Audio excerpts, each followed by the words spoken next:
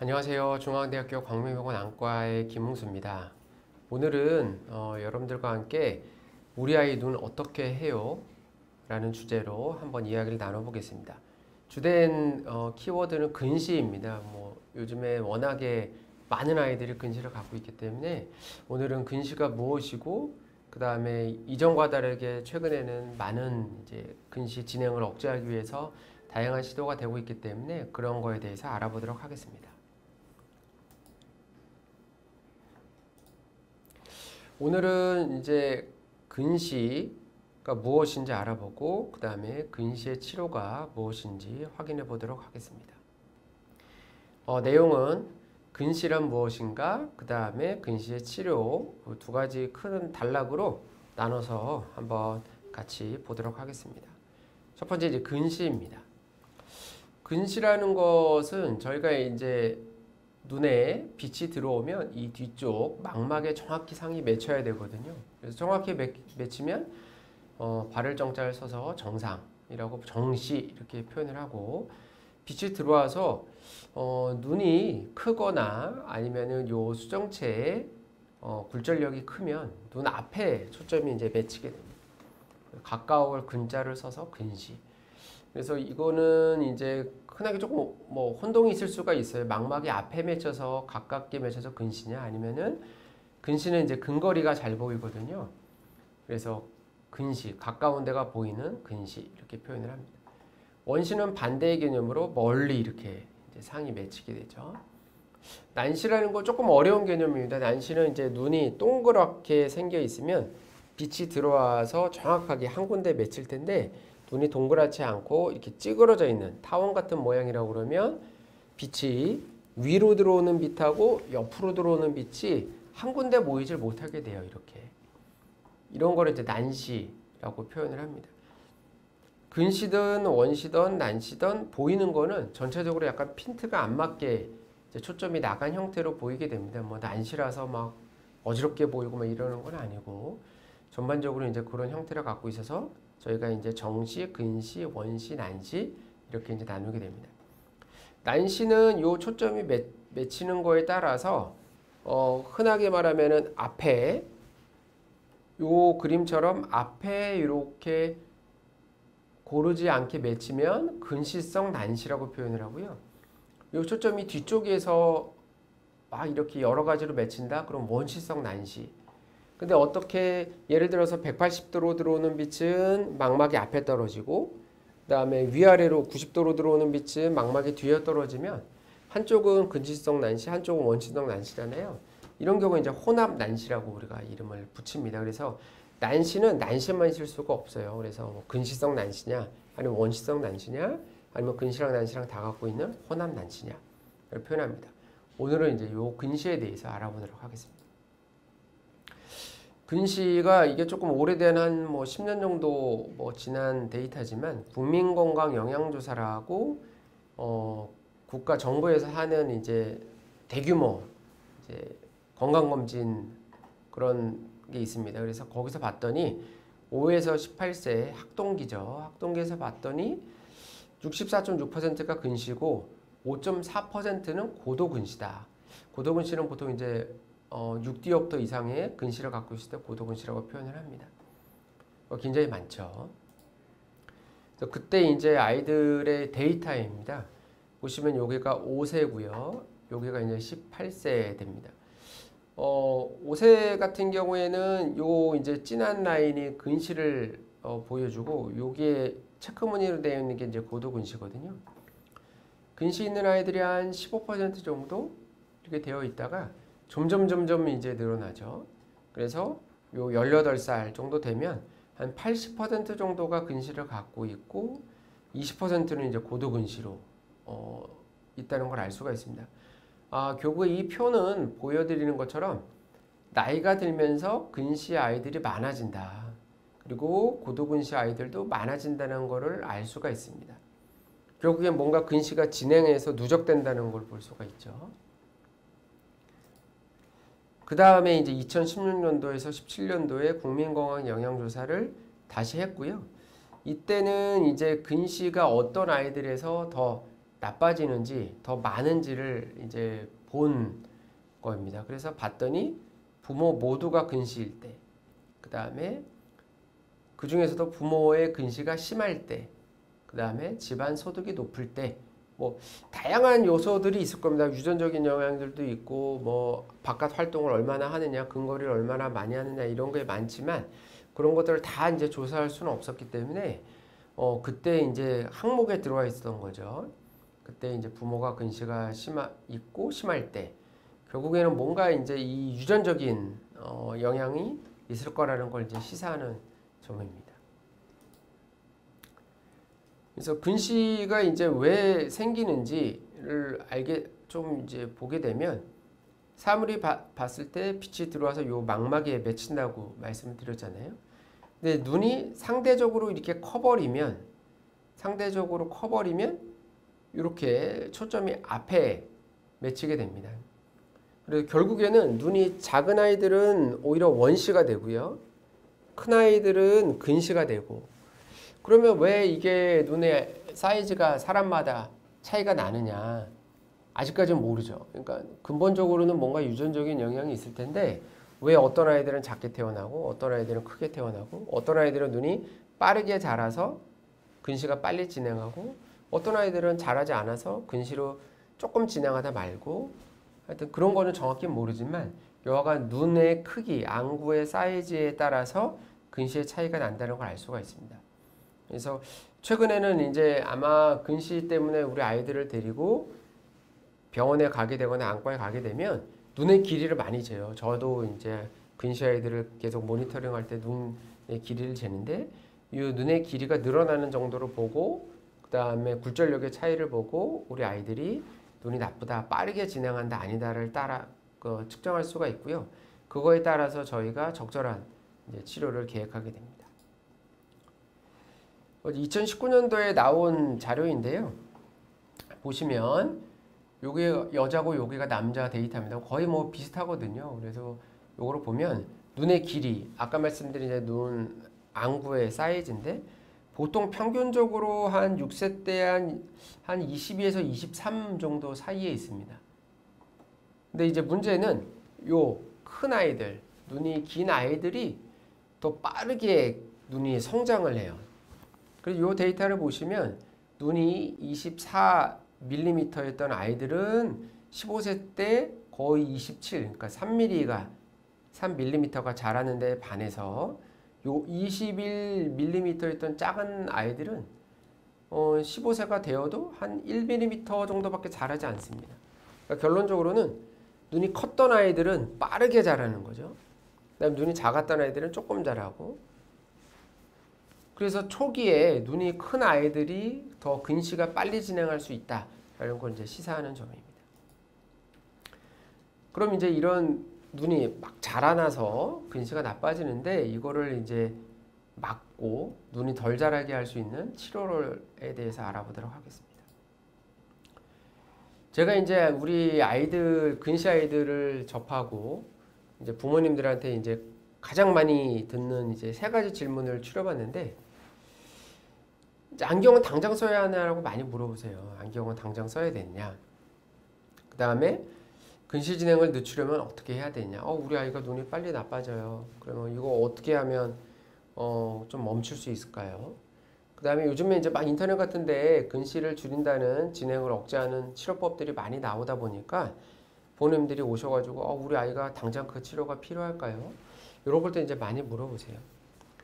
안경을 당장 써야 하냐에 대해서 일단은 간단하게 조금 말씀을 드리면 저는 그냥 비유적으로 말씀을 드리면 크게 2가지가 있어요. 안경이 치료의 의미를 갖고 있는 아이들이 있고 그냥 단순하게 안경을 써서 잘 보이게 해주는 효과를 갖고 있는 아이들이 있습니다. 그래서 치료라는 거는 뭐 우리 아이가 약시가 있거나 사시가 있거나 이런 경우에는 안경이 치료적 효과를 갖고 있거든요.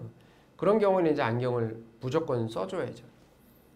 근데 이제 약간의 이제 근시가 약간 생겼다. 그럼 이 친구들은 가까이가 잘 보이고 멀리가 좀 잘 안 보이죠. 이런 경우에는 저는 약간 비유가 맞을지 모르겠지만 이제 약간 내복이라고 설명을 드려요. 추우면 저희가 내복을 꺼내 입죠. 그럼 따뜻하고. 하지만 내복을 안 입으면 이제 추움을 견디면 되죠. 그렇다고 뭐 우리 아이가 내복을 안 입는다고 막 엄청나게 뭐 폐렴에 바로 걸리고 뭐 이러는 게 아니기 때문에 안경은 그런 의미가 좀 큰 것 같아요. 그런 이제 심하지 않은 아이들은 그냥 쓰면 잘 보이고 하지만 씀으로 인해서 불편함이 있죠. 안경 쓰고 운동하기 뭐 불편하고 이러니까. 그다음 또 우리 뭐 조금 몇 명의 여자아이들은 안경 쓰면 못생겨진다고 또 싫어하는 친구들이 있는데 그런 경우는 이제 저희가 이제 선택적으로 쓸 수가 있어요. 그래서 그런 것들은 우리가 안경 꼭 써야 되는 상황인지 아니면 조금 더 여유를 갖고 기다려 볼 수 있는 상황인지는 안과 선생님하고 잘 상의해 보시면 됩니다. 근데 그거는 이제 안과 선생님들마다 조금 자기들의 견해가 있을 수 있습니다. 그래서 저희가 이제 근시의 치료에 대해서 이제 조금 더 본격적으로 말씀을 드리면 아까 요거를 보시면은 아까 그 눈의 길이하고 거의 비슷하죠. 요거는 이제 눈의 길이가 아니라 근시를 얘기하거든요. 근시라는 거는 굴절력을 표현해서 마이너스를 붙여서 근시도가 올라가게 됩니다. 그래서 마이너스 6디옵터가 넘어가면 고도근시라고 표현을 합니다. 그래서 아까 눈의 길이처럼 근시가 어렸을 때부터 있었던 아이들은 빠르게 근시가 진행하는 걸 알 수가 있고요. 근시가 없었던 아이들은 거의 진행하지 않는다는 걸 알 수가 있습니다. 그러니까 그 눈의 길이하고 거의 비슷한 모양을 갖고 있죠. 그래서 저희가 생각하는 거는 근시를 적극적으로 뭔가 이제 조절하고 우리가 관리를 해야 되는 아이들은 아주 어릴 때부터 근시가 있었던 아이들은 나중에 가게 되면 고도근시로 갈 수가 있죠. 그러니까 이런 아이들은 초기에 뭔가 적극적으로 우리가 개입을 해서 뭔가 치료가 필요하다고 판단이 됩니다. 그 다음에 뭐 좋았던 아이들, 그 다음에 요 8, 9세 때 근시가 조금 생기는 아이들은 그냥 조금 생기다가 이제 말죠. 그렇기 때문에 저는 아직까지는 이렇게 조금 경도의 근시 있는 아이들은 그렇게 막 적극적으로 근시를 조절하는 그 억제를 조절하기 위해서 막 치료를 권하거나 그러진 않고요.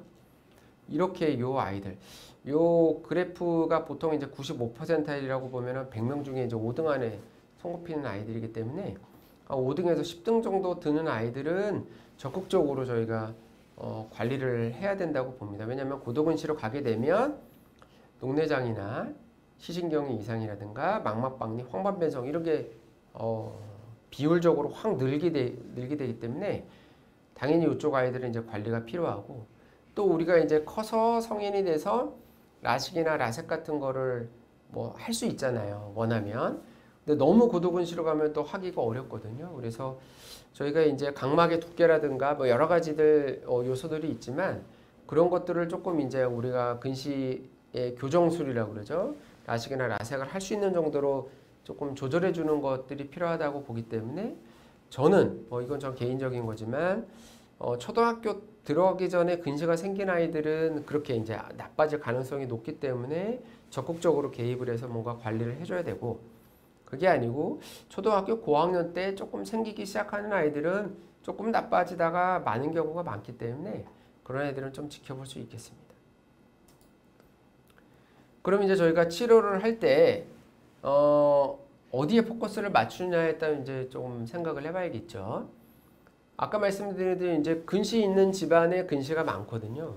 서구에는 근시가 많지 않아요. 원시가 조금 더 많고.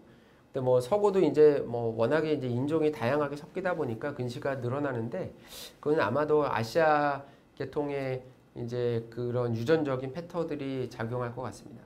그리고 유전적인 경우를 감안을 하면 저기 이제 유전자 치료를 시도해 볼 수 있는데 아직까지는 뭐 이거는 건들기가 되게 어려운 부분이죠.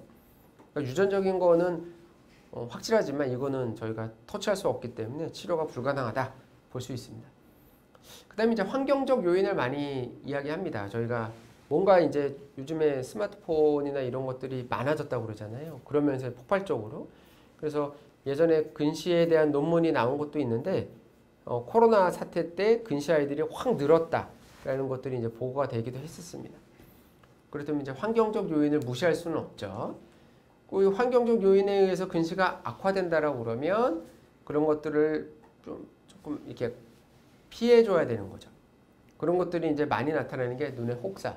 그리고 이제 근거리 작업이 많아지는 거, 뭐 독서량이 많아진다든가 스마트폰, 그다음에 타블렛 PC 같은 걸 많이 하게 되면 근시가 나빠질 수가 있습니다. 그런 경우에는 이제 이런 것들을 조금 거리를 두거나 중간중간 씌워준다거나 이래야겠죠. 그 다음에 요즘에 이제 야외 활동 이야기를 많이 합니다. 왜냐하면 야외 활동을 하는 것들이 이제 먼 거리를 이제 보게 되잖아요. 그래서 눈의 조절력을 조금 개선시켜준다든가. 그 다음에 비타민 D 얘기를 많이 합니다. 비타민 D가 근시와 관련이 있을 것 같다라는 얘기가 있어서, 근데 이게 결과론적인 건지는 잘 모르겠어요. 그러니까 근시 있는 아이들을 봤더니 비타민 D의 수치가 떨어져 있더라. 아, 그래서 이게 뭔가 비타민 D가 영향을 주지 않을까? 근데 비타민 D라는 거는 야외 활동을 통해서 결국에는 자외선을 통해 가지고 비타민 D가 만들어지거든요. 그러니까 우리 근시에 있는 아이들이 밖에 활동을 많이 못해서 비타민 D가 떨어져 있는 거가 아닐까라는 이제 결과론적인 것도 있죠. 그래서 그거에 대해서는 조금 더 연구가 필요하지만 여하간 비타민 D가 뭔가에 연관이 있지 않을까? 그 다음에 요즘에는 이제 밖에 야외 활동을 하면 자외선을 쬐게 되고 그 자외선이 뭔가 이제 도파민이나 뭐 이런 계통에 의해서 근시를 진행을 억제하는 게 아닐까라는 얘기들도 있습니다. 그래서 이런 것들은 이제 조금 더 연구가 필요하고, 뭐 결론적으로 유전적으로 갖고 태어나서 환경적인 요소가 악화시킨다고 보는 거죠. 왜냐하면 유전적으로 어떤 아이들은 막 근거리 작업 엄청 하고 게임 많이 하지만 눈이 안 나빠지는 친구들도 있어요. 그런 아이들은 환경적인 요소만으로는 설명이 안 됩니다. 그렇기 때문에 뭔가 유전적인 백그라운드가 있고 거기에 환경적인 요소가 악화시키는 게 아닐까라고 추정을 해서 이 두 가지를 다 조절하면 좋겠지만 아까 말씀드린 유전적인 거는 치료하기가 어렵고 환경적인 건 굉장히 제한적이죠. 뭔가 우리가 적극적으로 다른 치료 방법을 알아보게 됩니다.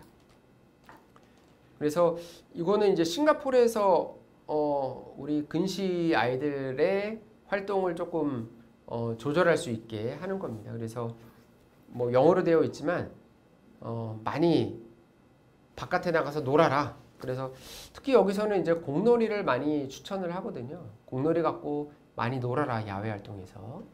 당연히 이제 근거리 작업을 줄이는 효과가 있고, 싱가포르는 워낙 가보신 분들은 알겠지만 햇볕이 따갑잖아요. 그래서 그 햇볕에 의해서 우리 근시 억제 효과가 있다고 이제 추정을 하고 있기 때문에 그런 이제 두 가지 요소를 다 잡는 겁니다. 그다음에 이런 이제 요거는 조금 이제 스마트 기기입니다. 그래서 눈에 너무 가깝게 볼 때 알람이 울려가지고 적정 거리를 유지할 수 있게 해주는 요런 이제 스마트 기기도 있습니다. 뭐 이런 것들을 이제 우리가 구입해서 써본다든가 아니면 야외 활동을 많이 한다든가 이런 걸로 이제 생활 습관을 고쳐볼 수가 있습니다. 그 다음에 아까 말씀드린 대로 이제 비타민 D가 좋다고 되어 있는데 요거는 이제 결론적으로 비타민 D가 야외 활동이 줄어서 적은 건지 아니면은 비타민 D가 떨어져서 근시가 오는 건지는 아직 명확하지는 않습니다. 여하간 이런 것들을 좀 신경 써주는 게 도움이 되겠고요. 아까도 잠깐 언급했지만 요 코로나 바이러스 이후에 근시 있는 아이들이 굉장히 많이 늘었다.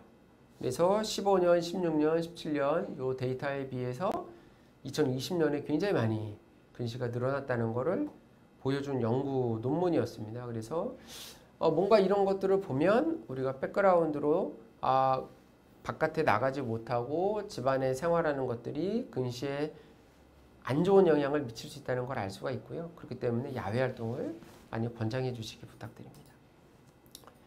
그 다음에는 우리가 뭔가 이제 이런 것들이 아니면 이제 개입을 해가지고 적극적으로 치료를 하잖아요. 요 OK 렌즈라는 거가 우리가 이제 알려져 있는 뭐 상표명으로 이제 드림 렌즈라고 알려져 있는 겁니다. 그래서 그거를 이제 정확히 얘기하면 이제 의학적인 텀은 OK 렌즈라고 표현하고, OK 렌즈랑 일반 안경이죠. 뭐 근시가 있으면 이 아이들을 아예 안경을 안 씌우는 거는 어렵기 때문에 일반적인 안경을 쓴 아이들과 요 드림 렌즈라는 그 OK 렌즈를 꼈을 때 봤더니 이쪽으로 가면 갈수록 효과가 좋다는 거거든요. 효과가 꽤 있다는 걸 알 수가 있습니다. 그래서 어느 정도 OK 렌즈가 억제하는 효과가 있겠구나 라는 것을 알 수가 있습니다. 그래서 드림 렌즈를 하는 거는 뭐 당연히 근시 진행의 억제에 효과가 있다고 볼 수가 있고요. 근데 이제 드림 렌즈는 장단점이 확실하죠. 장점은 드림 렌즈라는 것 자체가 원래는 낮에 안경을 안 껴도 잘 보이는 렌즈로 개발이 된 렌즈입니다. 그래서 이 렌즈는 잘 때 껴서 한 8시간에서 9시간을 각막을 이렇게 눌러주죠. 각막을 평평하게 만들거든요. 그럼 이제 그걸 누르는 효과가 있어서 그 드림 렌즈를 딱 빼내면 그 눌러져 있던 게 평평하게 한 하루는 정도는 눌려져 있거든요. 물론 이제 근시 차이나 각막의 상태에 따라 틀리지만 하루 정도 가기 때문에 그 눌려져 있는 시간 동안에는 잘 보이게 되는 효과를 갖고 있습니다. 하지만 이제 이 근시 자체는 근거리가 잘 보이고 멀리가 안 보이는 거죠. 그래서 눌러지는 동안에는 뭐 충분히 근거리와 원거리가 잘 보이는 상태입니다. 하지만 이 누르는 거는 각막을 인위적으로 누르는 거라서 렌즈가 부모님들이 걱정을 하시죠. 렌즈 껴서 뭐 각막에 상처 생기면 어떻게 해요? 물론 상처가 생길 수 있거든요. 그래서 이 드림 렌즈는 그냥 단순하게 처방을 해서 안경처럼 맞춰 쓰는 게 아니라 피팅이라는 과정을 거쳐야 됩니다. 그래서 자주자주 보고 각막에 상처가 생기는지 안 생기는지를 봐야 되죠. 그리고 이제 고가의 기기죠. 대략 한 100만 원 정도 해서 한 1년에서 1년 반 정도 착용을 하기 때문에 고가의 렌즈이기 때문에 비용적인 측면, 그다음에 아주 어린 아이들은 또 렌즈를 낄 수가 없죠. 그래서 보통 이제 초등학교 한 3, 4학년 이상이 보통 끼기 시작을 하고, 그다음 다 할 수 있는 게 아니에요. 난시가 심하거나 근시가 아주 심하면 할 수가 없다는 이제 좀 한계점이 있습니다. 그리고 아셔야 되는 거는 이 드림 렌즈 자체가 근시 진행을 억제한다고 허가를 받은 상태는 아니에요. 효과가 있기 때문에 저희가 이제 쓰고 있는 거죠.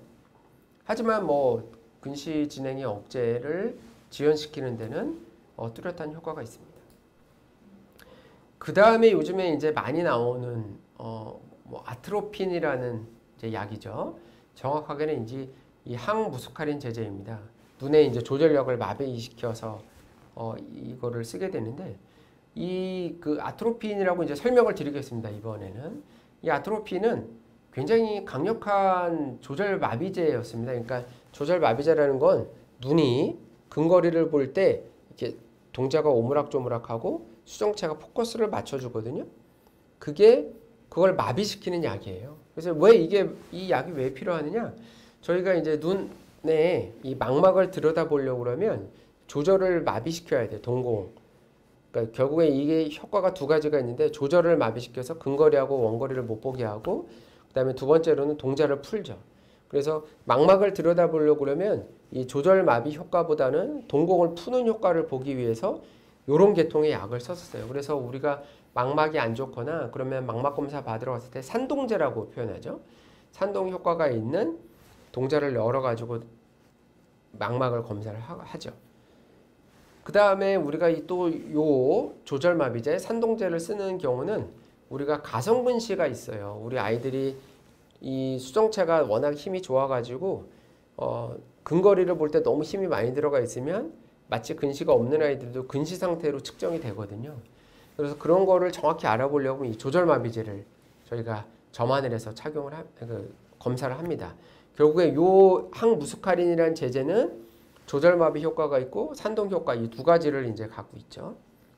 근데 저희가 아주 과거에는 이 항무스카린 제제가 조절력을 떨어뜨려서 근시에 효과가 있을 거라고 이제 추정을 했었어요.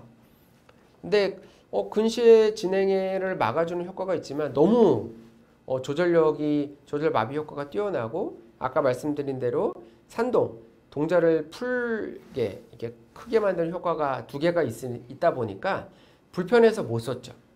그래서 이게 효과가 좋은데 못 쓰겠네, 너무 힘들어서. 그렇게 이제 굉장히 오랜 시기를 갖고 오다가, 그러다가 한 10년 전쯤에 아이디어를 냈어요. 그러면 이 항무스카린 제제 아트로핀이라는 약을 농도를 조금 낮춰보면 어떨까, 불편하지 않게. 그렇게 해서 낮춰서 실험을 이제 아이들을 모아서 연구를 해봤더니 제법 낮춰도 물론 우리가 이제 그 항무스카린 제제 아트로핀이 지금 원래 나왔던 게 1%거든요. 1% 약이 보다 한 10배 낮추고 그 다음에 50배 낮추고 100배 낮추고 이렇게 낮춰봤는데 물론 1%보다 효과는 떨어지지만 근시 진행을 제법 줄여준다는 것을 알게 됐습니다. 그래서 그때부터 이제 본격적으로 그러면은 이 농도를 낮춘 우리가 희석된 아트로핀이라고 그러죠. 희석된 아트로핀을 임상에서 이제 막 쓰고자 하는 욕구들이 많이 나타났죠. 그래서 최근에 이제 많이 쓰게 됐습니다. 그래서 근시를 진행하는 거를 줄여주려는 효과들을 기대해 볼 수 있는 거는 최근에는 이제 이런 안경 형태도 많죠. 무슨 이제 뭐 업체들마다 이제 근시를 진행시키고자 하는 안경들을 많이 만들어내거든요. 근데 이 안경에 대한 거는 이론적으로는 효과가 되게 좋은데 조금 갖고 있는 약점은 정확하게 도수를 딱 맞춰서 이게 유지가 돼야 그 효과를 볼 수가 있습니다. 근데 이제 안경이라는 게 뭐 이렇게 쓰기도 하고 뒤틀리기도 하고 아이가 내려오기도 하고 이러잖아요. 그래서 이 안경 가지고는 100% 효과를 기대하기가 상당히 좀 어려워요. 근데 요 근시 진행을 지연시켜주는 안경들이 그냥 안경 형태로 그냥 쓰고 뭐 이렇게 티가 나진 않거든요. 그렇기 때문에 뭐 이제 부모님들이 좀 1차적으로 생각을 많이 할 수 있게 되죠. 근데 뭐 비용이 또 아주 고가는 아니기 때문에 뭐 해볼 수는 있지만 효과가 그렇게 높진 않고요. 그 다음에 두 번째로 나오는 거는 아까도 말씀드린 뭐 드림 렌즈라는 상표명이 좀 OK 렌즈가 있고요. 최근에는 FDA 승인을 받은 소프트형 형태의 콘택트 렌즈도 나옵니다. 근데 그거는 금액이 뭐 이 드림 렌즈 비해서는 한 달에 이제 한 뭐 10만 원 중반대를 지불을 해야 되기 때문에 조금 고가긴 하죠. 그것도 이제 뭐 제한점이 있어요. 그러니까 난시가 심하면 할 수가 없기 때문에 그래서 그거는 또 이제 우리 아이가 맞는지 안 맞는지는 의사 선생님, 담당 선생님과 상의해서 결정을 하시면 되겠습니다. 그 다음에 이제 저희가 쓸 수 있는 이 아트로핀이라는 약인데 아셔야 되는 거는 아트로핀 자체는 드림 렌즈하고 똑같아요. 아직까지는 근시 진행을 지연시키기 위해서 써도 된다라고 식약처에서 허가를 해준 상태는 아닙니다. 그러니까 검사 제재로 나온 약들을 저희가 효과가 너무나 좋으니까 이제 준용해서 쓰고 있는 거죠. 그래서 일부에서는 아직까지는 이게 허가를 받지 않은 상태이기 때문에 처방을 안 하시는 의사 선생님들도 계시고요. 그래도 이게 효과가 제법 있고 비교적 부작용들이 뭐 물론 1%는 뭐 힘들어서 못 쓰겠지만 부작용이 많지 않기 때문에 처방을 하시는 선생님도 계시고 일부 병원에서는 아예 굉장히 낮은 농도의 약을 뭐 약제과에서 만들어서 처방하는 경우도 있습니다. 그런 거에 대해서는 이제 의논을 해보시면 되고요. 아까 말씀드린 대로 안경 형태는 난시가 많으면 어렵다는 이제 문제점이 있습니다. 그리고 드림 렌즈도 이제 난시가 많으면 못하고 근시가 또 심하면은 할 수가 없고요. 그 다음에 이제 렌즈에 대한 두려움이 있죠. 부모님들이 갖고 있는 항상 그런 두려움이 있고 그 다음에 이 아트로피는 산동과 눈이 풀리고 조절력에 대한 문제점. 그래서 그거를 극복하기 위해서 완전히 낮춰져 있는 약을 쓰고 싶지만 아직까지는 그게 시판되지는 않고 있어요. 저희가 이제 지금 임상 연구를 진행 중이기 때문에 아마도 그게 허가를 받아서 나오는 데는 앞으로 한 3년 정도 기다리면 이제 아마 약제로 나올 겁니다. 그래서 저는 이제 정리를 하면 저한테 이제 문의를 하신다라고 그러면 저는 요렇게 아까 말씀드린 대로 이제 초등학교 이전에 근시가 생긴 아이들은 빠르게 근시가 진행할 수 있기 때문에 저는 아까 말씀드린 뭐 안경형이라든가 드림 렌즈라든가 그 다음에 조절마비제 뭐 그냥 아트로핀이라고 뭐 말씀을 드리겠습니다. 아트로핀 같은 거를 쓰는 거를 당연히 한 번쯤은 신중하게 고민을 해봐야겠고요.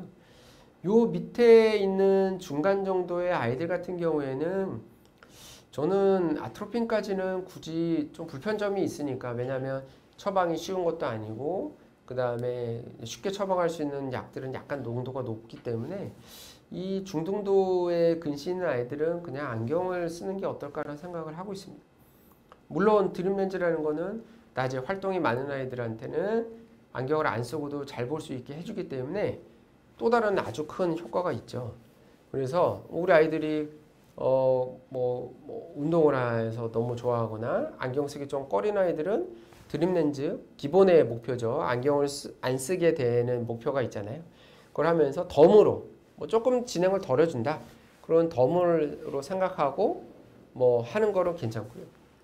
그 다음에 이렇게 아까 말씀드린 대로 이렇게 심한 아이들 같은 경우에는 이제 담당 선생님과 상의하셔서 결정하시면 좋겠습니다. 이상 제 발표는 마치도록 하고요. 들어온 질문이 있으면 질문을 보도록 하겠습니다.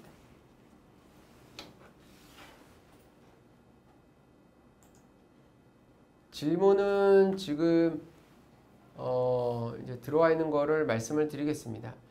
고2 여학생인데 눈앞이 뭐가 아른거리고 기타 등등해서 병원 갔더니 이것저것 검사했더니 비문증이라고 하던데요. 조금 두고 보자 하시던데 며칠 있다가 다시 검사로 가는데요. 별 치료 방법이 없나요? 네. 비문증이라는 거는 여러 가지 원인이 있어요. 눈이 이렇게 이제 동그란데 그 눈 안이 비어 있을 수는 없잖아요. 그렇기 때문에 비어 있을 수는 없어서 눈 안에 계란 흰자 같은 유리차라는 걸로 이제 차 있습니다. 그 유리차가 차 있고요.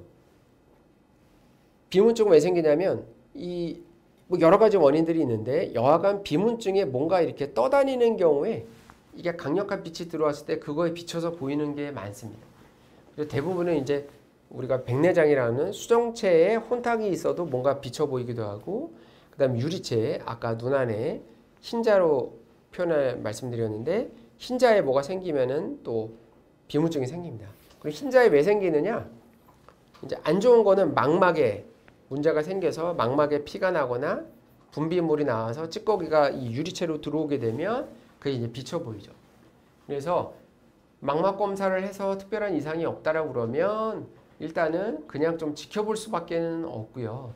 왜냐면 최근에 이제 몇 년 전에 그 유리체에 혼탁이 있어서 그걸 딱 드러내는 수술을 권유하기도 했었는데 그 수술 자체가 그렇게 쉬운 수술은 아닙니다. 그래서 문제점들을 많이 갖고 있거든요. 하게 되면 백내장도 빨리 오게 되고, 그렇기 때문에 지금 당연히 이제 고2 여학생인데 그게 갑자기 생겨서 그거를 제거하는 수술을 받게 되면 당연히 백내장이 조기에 올 수가 있죠. 그렇기 때문에 그거는 이제 지양을 하고, 특별히 망막이나 이런 쪽에 문제가 없다라고 그러면 말씀하신 것처럼 의사 선생님과 상의해서 지켜보는 게 가장 좋고요. 저도 꽤 많이 있거든요. 그렇기 때문에 좀 특별하게 문제점이 안 된다 그러면 지켜보시는 게 좋겠습니다. 그 다음 질문은 유아의 경우 근시인지 판단하려면 몇 세 때 검사해 보는 게 좋을까요? 입니다. 근시 자체는 1살짜리가 와도 저희가 검사할 수 있고요. 2살짜리 아이가 와도 검사를 할 수 있습니다. 그러니까 검사는 해서 우리 아이가 근시인지 원시인지 난시인지 다 알 수가 있고요. 그 대신 이제 협조가 안 되면 우리 아이들을 수면제를 먹여서 재워야겠죠. 그리고 좀 제한점이 있어요. 그렇기 때문에 저는 보통은 아주 심한 상태가 아니라고 그러면 우리가 이제 안경을 조금 더 이제 시도해보고 적극적으로 하는 나이를 보통 만으로 한 3세, 4세 정도 되거든요. 그러니까 그때 한 번 정도는 오셔가지고 근시가 어느 정도 있는지 확인해 보시면 어떨까 생각이 듭니다. 왜냐면 그때 오시면 우리 아이들이 재우지 않아도 조금 달래가면서 웬만한 검사들이 다 가능하거든요. 그래서 한 3세 때 한번 방문해 보시는 게 좋겠습니다. 근시의 자가 진단 방법이 있을까요?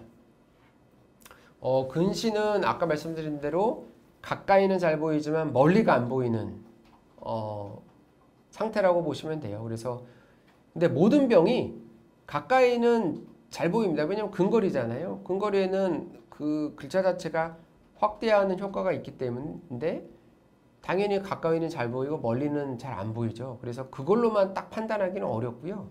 일정한 글씨 크기가 가까이에서는 잘 보이는데 멀리 갈수록 더 안 보인다라고 보면 저희가 이제 근시라고 볼 수가 있습니다. 그래서 가까이가 잘 보이지만 멀리가 안 보인다. 그러면 내가 근시가 아닐까라고 이제 생각을 해볼 수 있지만 한 번 정도는 안과에 가서 검사를 받아보시는 게 좋겠습니다. 안과를 정기적으로 하는 것이 도움이 될까요? 저희가 어려운 질문인데요. 저희가 국가에서 하는 건강검진 있잖아요. 그럼 2년에 한 번 하고, 그 다음에 암질환은 몇 년에 한 번 하고, 이런 게 다 체계가 있습니다. 그 이유는 거기에 따라서 문제점이 있으면 대처를 하려고 그러는 거고요. 안과에 정기적으로 가는 것이 도움이 되느냐? 저희 때 제가 어렸을 때는 안과를 찾아보기가 되게 어려웠어요. 안과 선생님 만나기가 되게 어려웠는데 최근에는 이제 안과가 많이 늘어나면서 동네에 조금만 신경을 쓰면 근처에 안과를 가는 게 되게 쉽죠. 그래서 저희가 대부분의 어린아이들 같은 경우는 얘기를 안 하면 모르기 때문에 아이들은 영유아 검진에서 커버가 되지만 좀 놓치는 경우도 있기 때문에 짧으면 6개월 아니면 1년에 한 번 정도는 안과 검사를 받아보는 게 좋겠고, 어른들 같은 경우에는 저희가 이제 녹내장이라든가 황반 변성이라든가 다양한 병이 있는데 이거는 조기에는 증상을 잘 모르는 경우가 많아요. 그래서 그런 경우에는 놓치는 경우가 있기 때문에 저도 한 40세가 넘어가고 한 50세가 넘어가면 1년에 한 번 정도는 안과에 가서 정기검진을 받아보시는 게 어떨까 합니다. 그 다음에 드립 렌즈는 추천은 안 하시더라고요. 관리가 힘들고 실패할 확률이 높다고. 안경이 나을까요? 저는 꼭 그렇게 생각은 안 하고, 저희가 이제 이게 병원마다 안과마다 좀 시스템이 달라요. 그래서 저희 병원을 예를 들면 저희는 이제 그거를 시도해 볼 수 있는 시착 기간을 한 일주일 정도 드리거든요. 그래서 드립 렌즈를 해보고 도저히 못한다라고 그러면은 이제 일주일 있다가 저희가 드렸던 렌즈를 반납하고 그냥 종결을 하는 시스템입니다. 근데 어떤 안과에서는 바로 맞추고 그런 거를 시도해 보기 때문에 한번 근처 안과에 가시면 이제 저희가 시도해 볼 수가 있거든요. 그럼 감이 오실 거예요, 부모님들이. 그래서 특히 이제 부모님들이 하드렌즈, 이제 드립 렌즈는 하드렌즈이기 때문에 하드렌즈에 대한 이해도가 높으시면 굉장히 쉽게 결정을 하세요. 된다 안 된다. 그리고 우리 아이는 할 수 있겠다. 관리는 잘 되겠다. 근데 이제 부모님이 드립 렌즈를 해본 경험이 없다라고 그러면 이걸 어떻게 관리해야 되는지 이해도가 좀 떨어지시죠. 그런 경우에는 조금 어려울 수가 있기 때문에 이제 의사 선생님하고 잘 상의해서 결정하시는 게 좋겠습니다. 그 다음에 후방 렌즈 삽입 수술 후 한 달 차이인데 오른쪽 눈이 검사상 문제는 없는데 가성근시가 있어서 지켜보자고 하는데 성인 가성근시의 해결 방법이 있을까요? 약을 써야 할까요? 굉장히 어려운 질문입니다. 그러니까 후방 렌즈 삽입 수술이라는 거는 아마도 우리가 근시에 고도근시나 이런 경우 있을 때 렌즈 삽입술을 하는 거를 이야기하시는 것 같은데요. 가성근시가 사실 잘 생기진 않거든요. 어른들한테는. 아이들한테는 잘 생기지만. 근데 이제 가성근시가 어느 정도 생기느냐에 따라서 시간이 가면서 해결이 될 수도 있겠고, 해결이 되지 않는다라고 그러면은 고정적으로 가게 되는데, 그 가성근시를 해결하는 방법은 아까 말씀드린 대로 조절마비제를 쓰는 방법이에요. 근데 조절마비제를 쓰게 되면 그 부수적인 효과가, 산동 효과가 동자가 커지죠. 그래서 조절마비제가 너무 강력하면 또 가까운 데가 안 보이게 되거든요. 그래서 저희가 성인에서 저런 조절마비제, 산동제를 쓰는 거가 굉장히 어려움이 있습니다. 그러니까 있기는 있지만 쓰고는 쉽지만 생활에 불편함을 줄 수가 있기 때문에 일단은 얼마 한 달 차라고 하시면 좀 기다려 봐야 될 것 같고요. 기다려도 해결이 안 되면 일단은 낮은 농도의 조절마비제, 산동제를 한번 써보시고 효과를 한번 테스트하는 거가 어떨까 생각이 드는데, 조금 복잡한 문제일 수 있으니까 우리 수술 받으셨던 주치의 선생님하고 잘 상의해서 결정하시면 좋겠습니다. 예, 이제 채팅창에 조금 오류가 있어가지고 마지막으로 아까 그 비문증 질문 주신 거는 일단은 급격하게 나빠지는 경우는 많지는 않기 때문에 우리 그 가셨던 안과 선생님한테 잘 물어보시고 치료가 필요한 상황인지 아닌지 지켜봐도 되는지 한번 의견을 들어보시면 좋겠습니다. 예, 오늘은 우리 아이들 아까 말씀드린 대로 18, 최근에 더 많이 들어서 거의 8, 90%가 근시를 갖고 있습니다. 그래서 우리 아이들 근시가 더 나빠져서 고도근시로 가서 라식이나 라섹도 못하고 그 다음에 여러 가지 합병증을 걱정하실 수가 있으실 텐데요. 정확하게 근시의 상태를 파악해 보시고 여러 가지들의 근시를 진행을 줄일 수가 있기 때문에 근처의 안과 선생님과 상의해서 우리 아이들 나빠지는 눈을 조기에 조금 지연시키는 것도 좋은 방법이라 생각됩니다. 예, 오늘 강의는 이상으로 마치도록 하겠습니다. 감사합니다.